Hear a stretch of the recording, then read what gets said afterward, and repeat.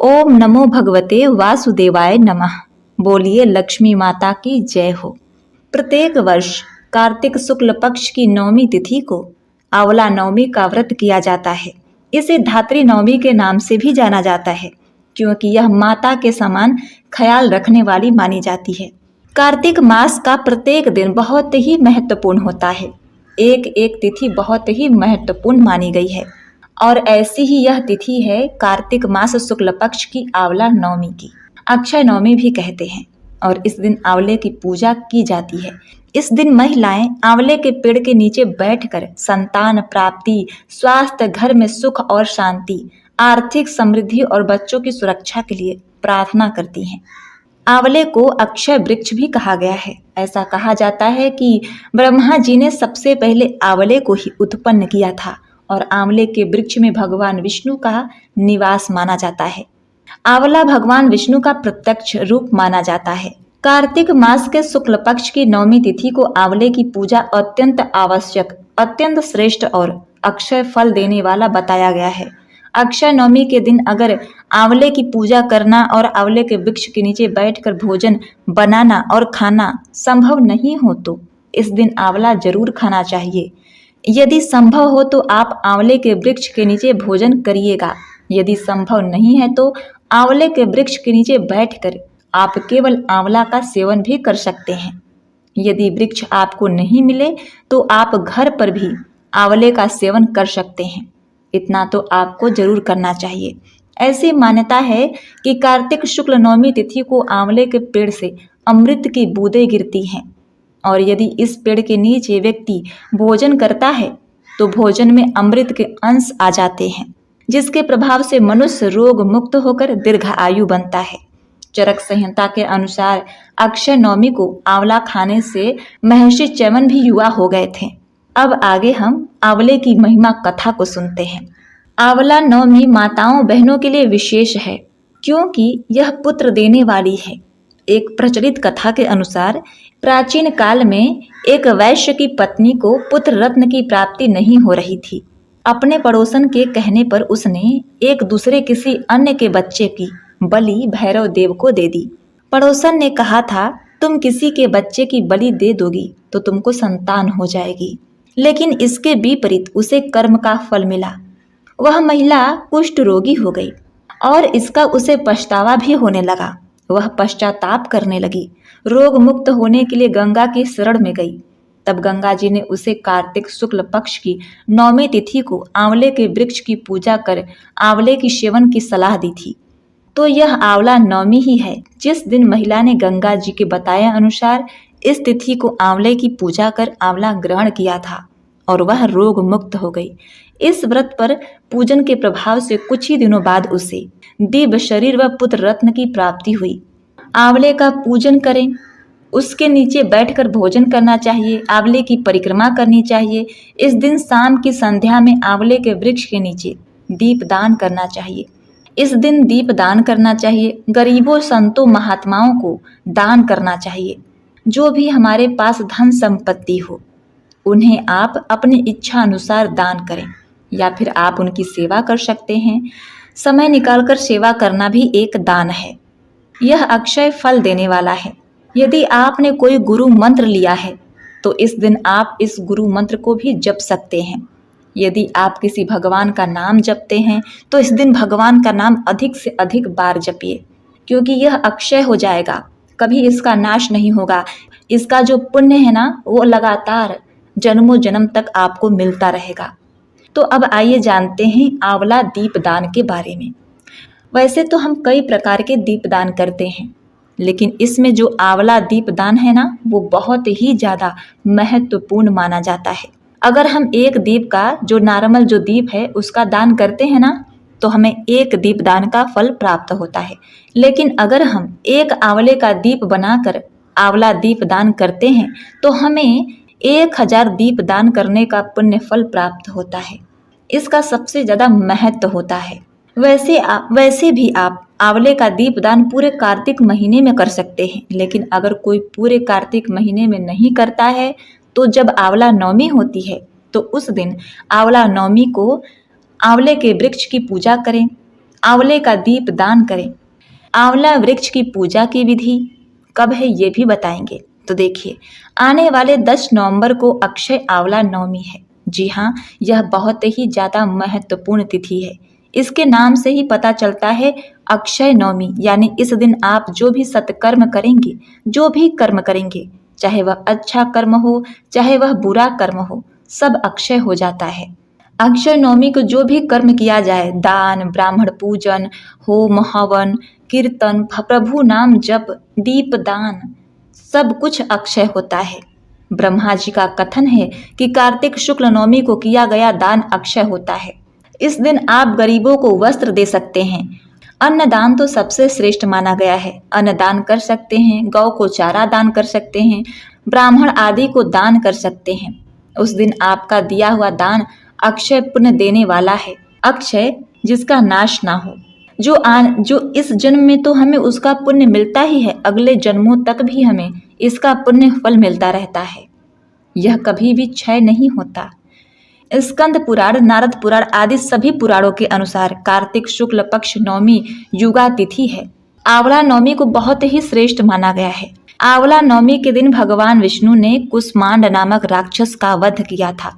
यह भी माना जाता है कि भगवान विष्णु ने आंवला नवमी के दिन कंस का वध करने से पहले 3 वनों की परिक्रमा की थी। इसलिए अक्षय नवमी के दिन मथुरा वृंदावन की परिक्रमा की जाती है। कहा जाता है इस दिन जो व्यक्ति मथुरा वृंदावन की परिक्रमा करते हैं उन्हें वैकुंठ लोक की प्राप्ति होती है, भगवान श्री हरि विष्णु के लोक की प्राप्ति होती है। वैसे तो कार्तिक के पूरे महीने में अगर आप स्नान करते हैं पवित्र नदियों में, उसका फल बहुत अधिक प्राप्त होता है। लेकिन अगर पूरे कार्तिक मास में आप किसी भी नदी में स्नान नहीं कर पाते तो मात्र नवमी के दिन स्नान करें तो उससे भी आपको अनंत पुण्य फल की प्राप्ति होती है। इस दिन आंवले के वृक्ष के नीचे भोजन पकाना, किसी ब्राह्मण को भोजन कराना, फिर स्वयं आंवले के वृक्ष के नीचे बैठकर भोजन करना, इससे अनंत गुना पुण्य फल प्राप्त होता है, ऐसी पौराणिक मान्यता है। इससे आपको उत्तम स्वास्थ्य की प्राप्ति होती है और सकारात्मक ऊर्जा की प्राप्ति होती है। श्री हरि विष्णु और माता लक्ष्मी की विशेष कृपा के पात्र आप बन जाते हैं। इस दिन आप जो भी कामना चाहेंगे, संतान प्राप्ति चाहेंगे, धन प्राप्ति चाहेंगे, वो सब प्राप्त होगा। भगवान श्री हरि विष्णु की कृपा से सब पूर्ण होगा। आंवला नवमी देव उठनी एकादशी से 2 दिन पहले मनाया जाता है। ऐसा माना जाता है अक्षय नवमी के दिन ही सतयुग की शुरुआत हुई थी, तो अक्षय नवमी को युगादि तिथि माना जाता है। तो अब जानते हैं आंवला नवमी 2024 में कब मनाई जा रही है। पंचांग के अनुसार कार्तिक मास के शुक्ल पक्ष की नवमी तिथि प्रारंभ हो रही है 9 नवंबर 2024 को रात्रि में 10:04 से और समाप्त हो रही है अगले दिन यानी कि 10 नवंबर को रात्रि में 9:01 पर। तो उदया तिथि के अनुसार 10 नवंबर 2024 को अक्षय नवमी अर्थात आंवला नवमी, धात्री नवमी मनाई जाएगी। बात करें पूजा के शुभ मुहूर्त के बारे में, तो पूजा का शुभ मुहूर्त आपको प्राप्त हो रहा है सुबह 6:04 से दोपहर के 12:05 तक। कुल अवधि पूजा की होगी आपकी 5 घंटे 25 मिनट की। अब आइए जानते हैं विधि। तो देखिए, प्रत्येक मनुष्य आंवले की पूजा कर सकते हैं, लेकिन विशेष रूप से महिलाओं को आंवले की पूजा अवश्य करनी चाहिए, ऐसा पुराणों में कहा गया है। आंवला नवमी के दिन प्रातः काल जल्दी उठ जाइए, स्नान आदि कर लीजिए, साफ वस्त्र धारण करके आंवले के वृक्ष के पास जाकर विधि विधान से उनकी पूजा करिए। इससे पहले वृक्ष के नीचे अच्छे से साफ सफाई कर लीजिए। इसके बाद आंवले के पेड़ के नीचे पूर्व दिशा में खड़े होकर जल दूध चढ़ाएं, चाहे तो आसन बिछाकर बैठकर भी विधि विधान से पूजा करें। अगर स्थान ना मिले तो खड़े होकर भी आप पूजा कर सकते हैं। धूप दीप अर्पित करके विधि विधान से पूजा करें। पूजा पूर्ण होने के बाद आंवले के वृक्ष की आरती कर लीजिए और अपने परिवार की सुख समृद्धि खुशहाली के लिए कामना कीजिए, प्रार्थना कीजिए कि हे भगवान विष्णु, आप मेरे घर में सदा सर्वदा निवास करिए माता लक्ष्मी के साथ और हमारे दुख दारिद्र को हरिए, हमें संपन्न बनाइए, आप अपने शुभ चरण कमलों में स्थान दीजिए। ऐसी भगवान से प्रार्थना करें। भगवान विष्णु के सहस्त्र नामों का जप करिए, पाठ करिए ओम नमो भगवते वासुदेवाय नमः, इसका भी जाप कर सकते हैं। या फिर श्री कृष्ण गोविंद हरे मुरारी, हे नाथ नारायण हे वासुदेवाय, हरे कृष्ण महामंत्र का भी जप कर सकते हैं। इस दिन आप ज़्यादा से ज़्यादा भगवान का जाप करिए। हम कहते हैं कि यह आपको अक्षय पुण्य फल देगा जो कभी नष्ट नहीं होगा, आपके जीवन पर्यंत जन्मों जन्म तक आपका साथ देगा, यह आपका पुण्य। तो इस दिन भगवान का नाम जपिए। भगवान का नाम जपना बड़ा ही पुण्यवान होता है, इसकी महिमा बड़ी ही अनंत है, अनोखी है। आंवले का दान करिए, आंवले का सेवन करिए। आंवले का सेवन अमृत तुल्य है, इसलिए अक्षय नवमी के दिन अपने स्वास्थ्य के लिए, सुखी संपन्न जीवन के लिए आंवले को प्रसाद के रूप में अवश्य ही ग्रहण करिएगा। तो अब आइए जान लेते हैं कि इसके बारे में हमारे पुराण क्या कहते हैं। कार्तिक मास महात्म्य कथा में नारद जी ने राजा पृथु को आंवला नवमी के बारे में बड़े ही विस्तार से बताया है।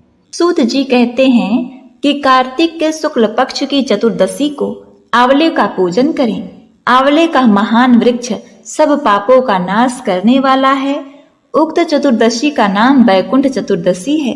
उस दिन आंवले की छाया में जाकर मनुष्य राधा सहित देवेश्वर श्री हरि का पूजन करे। तदवंतर आंवले की 108 प्रदक्षिणा करे, फिर साष्टांग प्रणाम करके परमेश्वर श्याम सुंदर श्री कृष्ण जी की प्रार्थना करें। आंवले की छाया में बैठकर इस कथा को सुने, फिर ब्राह्मण को भोजन करावें और यथाशक्ति दक्षिणा दें। ब्राह्मणों के संतुष्ट होने पर मोक्षदायक श्री हरि भी प्रसन्न होंगे। पूर्व काल में जब सारा जगत एकार्व के जल में निर्मग्न हो गया था तो समस्त चराचर प्राणी नष्ट हो गए थे। उस समय देवादिदेव सनातन परमात्मा ब्रह्मा जी अविनाशी ब्रह्म का तप करने लगे थे। ब्रह्म का तप करते करते उनके आगे श्वास निकला, साथ ही भगवत दर्शन के अनुरागवश उनके नेत्रों से जल निकल आया। प्रेम के आंसुओं से परिपूर्ण वह जल की बूंद पृथ्वी पर गिर पड़ी, जिसमें से आंवले का महान वृक्ष उत्पन्न हुआ। उसमें बहुत सी शाखाएं और उप शाखाएं निकली थी। वह फलों के भार से लदा हुआ था। सब वृक्षों में सबसे पहले आंवला ही प्रकट हुआ, इसलिए उसे आदिरोह कहा गया। ब्रह्मा ने सबसे पहले आंवले को उत्पन्न किया, उसके बाद समस्त प्रजा की सृष्टि की। जब देवता आदि की सृष्टि हो गई तो वे उस स्थान पर आए जहां भगवान विष्णु को प्रिय लगने वाला आंवले का वृक्ष था। उसे देखकर देवताओं को बड़ा आश्चर्य हुआ। उसी समय आकाशवाणी हुई कि यह आंवले का वृक्ष सब वृक्षों में श्रेष्ठ है, क्योंकि यह भगवान विष्णु को प्रिय है। इसके स्मरण मात्र से मनुष्य गोदान का फल प्राप्त करता है। इसके दर्शन से 2 गुना और फल खाने से 3 गुना पुण्य होता है। इसलिए सर्वदा प्रयत्न करके आंवले के वृक्ष का सेवन करना चाहिए, क्योंकि वह भगवान विष्णु को परम प्रिय एवं सब पापों का नाश करने वाला है। अतः समस्त मनोकामनाओं की सिद्धि के लिए आंवले के वृक्ष का पूजन करना उचित है। जो मनुष्य कार्तिक मास में आंवले के वन में भगवान श्री हरि की पूजन तथा आंवले की छाया में भोजन करता है, उसका पाप नष्ट हो जाते हैं। आंवले की छाया में जो भी पुण्य करता है वह कोटि गुना हो जाता है। प्राचीन काल की बात है, कावेरी के उत्तर तट पर देव शर्मा नाम से विख्यात एक श्रेष्ठ ब्राह्मण थे, जो वेद वेदांगों के पारंगत विद्वान थे। उनके एक पुत्र हुआ जो बड़ा दुराचारी निकला। पिता ने उसे हित की बात बताते हुए कहा कि बेटा, इस समय कार्तिक का महीना है जो भगवान विष्णु को बहुत ही प्रिय है। तुम इसमें स्नान, दान, व्रत और नियमों का पालन करो। तुलसी के फूल सहित भगवान विष्णु की पूजा करो। भगवान के लिए दीप दान, नमस्कार तथा प्रदक्षिणा करो। पिता की यह बात सुनकर वह दुष्ट आत्मा पुत्र क्रोध से जल उठा। उसके ओष्ठ फड़फड़ाने लगे और उसने पिता की निंदा करते हुए कहा, तात, मैं कार्तिक में पुण्य संग्रह नहीं करूंगा। पुत्र का यह उदंडता पूर्वक वचन सुनकर देवशर्मा ने क्रोध पूर्वक कहा, ओ दुर्बुद्धे, तू वृक्ष के खोखले में चूहा हो जा।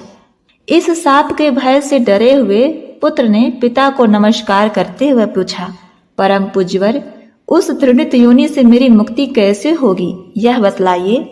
इस प्रकार पुत्र के द्वारा प्रसन्न किए जाने पर ब्राह्मण ने पाप निवृत्ति का कारण बताया कि जब तुम भगवान को प्रिय लगने वाले कार्तिक का व्रत पवित्र महालय सुनोगे, उस समय उस कथा के श्रवण मात्र से ही तुम्हारी मुक्ति हो जाएगी। पिता के ऐसा कहने पर वह उसी क्षण चूहा हो गया और कई वर्षों तक संघनन वन में निवास करता रहा।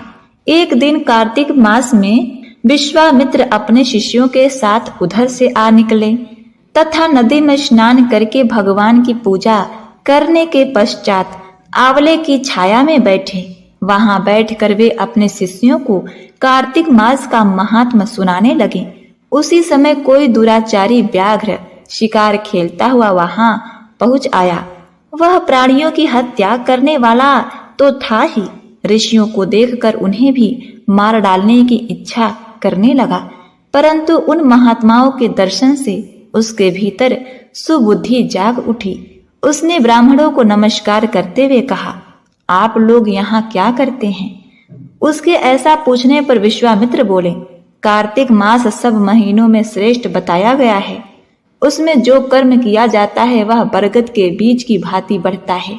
जो कार्तिक मास में स्नान दान पूजन करके ब्राह्मण भोज कराता है, उसका वह पुण्य अक्षय फल देने वाला होता है। व्याध की प्रेरणा से विश्वामित्र जी के कहे हुए इस धर्मों को सुनकर वह श्राप भ्रष्ट ब्राह्मण कुमार चूहे का शरीर छोड़कर तत्काल दिव्य देह युक्त हो गया और विश्वामित्र को प्रणाम करके अपना वृत्तांत निवेदित कर ऋषि की आज्ञा से विमान पर बैठकर स्वर्ग को चला गया। इससे विश्वामित्र और शिकारी दोनों को बड़ा ही विस्मय हुआ। शिकारी भी कार्तिक व्रत का पालन करके भगवान विष्णु के धाम में गया। इसीलिए कार्तिक में सब प्रकार से प्रयत्न करके आंवले की छाया में बैठकर भगवान विष्णु के सम्मुख कथा श्रवण करें। जो ब्राह्मण कार्तिक मास में आंवले और तुलसी की माला धारण करता है, उसे अनंत पुण्य फल की प्राप्ति होती है।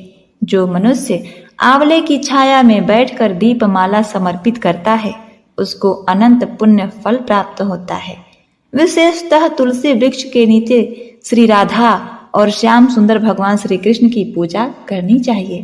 तुलसी के अभाव में यह शुभ पूजा आंवले के नीचे करनी चाहिए।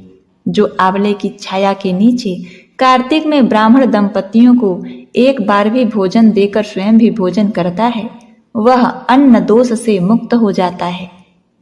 लक्ष्मी प्राप्ति की इच्छा रखने वाला मनुष्य सदा आंवले से स्नान करे। विशेषतः एकादशी तिथि को आंवले से स्नान करने पर भगवान विष्णु प्रसन्न होते हैं। नवमी, अमावस्या, सप्तमी, संक्रांति के दिन, रविवार, चंद्र ग्रहण तथा सूर्य ग्रहण के दिन आंवले से स्नान नहीं करना चाहिए। जो मनुष्य आंवले की छाया में बैठकर पिंडदान करता है, उसके पितर भगवान विष्णु के प्रसाद से मोक्ष को प्राप्त होते हैं। तीर्थ या घर में जहाँ जहाँ मनुष्य आंवले से स्नान करता है, वहाँ वहाँ भगवान विष्णु स्थित होते हैं। जिसके शरीर की हड्डियां आंवले के स्नान से धोई जाती हैं, वह फिर गर्भ में वास नहीं करता। जिसके सिर के बाल आंवला मिश्रित जल से रंगे जाते हैं, वो मनुष्य कलयुग के दोषों का नाश करके भगवान विष्णु को प्राप्त होता है। जिस घर में सदा आंवला रखा जाता है, वहां भूत प्रेत कुष्मांड और राक्षस नहीं जाते। जो कार्तिक में आंवले की छाया में बैठकर भोजन करता है, उसके 1 वर्ष अन्य संसर्ग से उत्पन्न हुए पाप नाश हो जाते हैं। तो बोलिए ओम नमो भगवते वासुदेवाय नमः।